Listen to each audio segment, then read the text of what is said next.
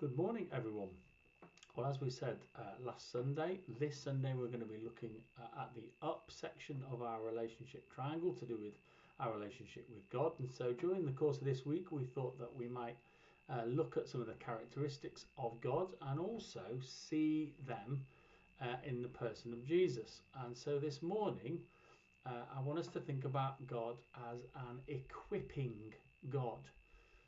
This is from Hebrews chapter 13, the last chapter of this letter, and it says this: May the God of peace equip you with everything good for doing his will. God is a God who equips us with everything good, everything we need to be able to do his will. He's an equipping God. This is 1 Corinthians chapter 1 verses 25 to 27. The foolishness of God is wiser than human wisdom, and the weakness of God is stronger than human strength. Brothers and sisters, think of what you were when you were called. Not many of you were wise by human standards, not many were influential, not many were of noble birth, but God chose the foolish things of this world to shame the wise. God chose the weak things of this world to shame the strong. Because God is an equipping God, he doesn't call people who are all sorted and ready and fully equipped and up to the job. No, he calls the foolish and the weak, as that passage says. Goes on to talk about the lowly and the despised. God calls those who aren't all sorted and ready, and then he fully equips them for all that he has for them to do. So let's just quickly look at the kind of people that God called in the Old Testament. Let me whip through this list for you. Abraham, he was far too old to be of any use to anybody. Gideon was far too young to be of any use to anybody, and he came from the wrong family. Moses initially rejected God's call and told him to send somebody else. Can you believe that? Jonah, well, he just ran away from God.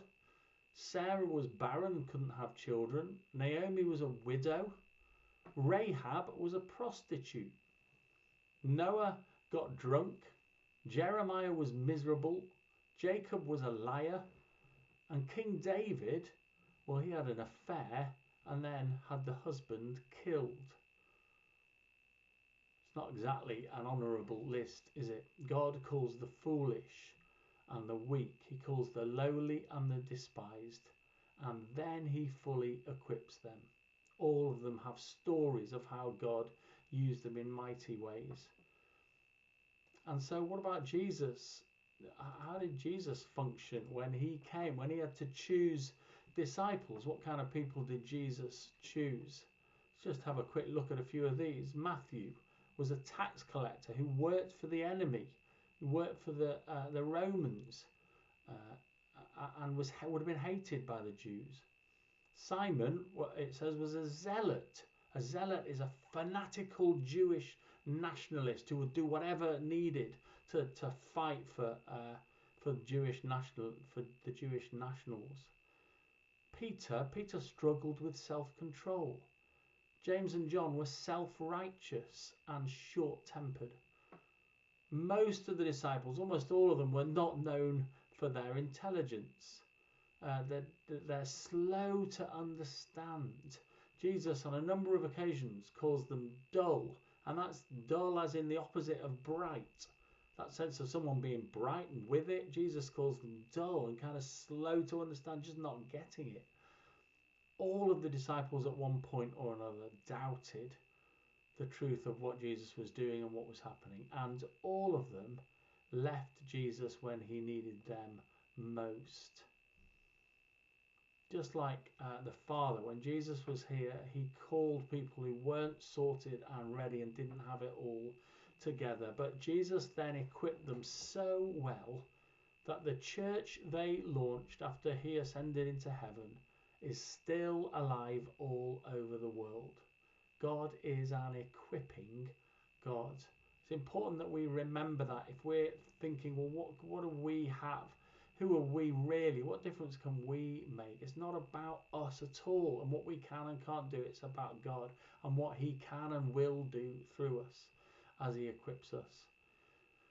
Let me finish with a verse from 2 Corinthians chapter 3. It's verses 4 and 5 says this: such confidence we have through Christ before God. Not that we are competent in ourselves to claim anything for ourselves, but our competence comes from God. Love that verse. It is critical to me in terms of being able to do what God calls me to do. I know only too well that I am not up to the task, but I know that God is. So we can have confidence, this passage says, not based on our own ability and what we can and can't do at all, but our confidence is in Christ and what he can do in us to equip us. God is a God who will equip you for all that he has for you to do. Your competence comes from him. So let's just pray. Lord, thank you so much for that truth, that we are not competent in ourselves, and most of the time we don't feel it. And Lord, that's a good thing, because it means we turn to you and we cry out to you and say, Lord, make us competent. Lord, this day would you make us confident about who we are in you, so that we can do all the work that you call us to do, knowing that you will equip us for it. Even if we're not up to the task, you are an equipping God who will give us all that we need, so that we can be confident to step out in all our relationships, in all those different things that we do today, even confined within our houses, those different moves we can make towards others, that you would equip us and make us confident this day. Amen.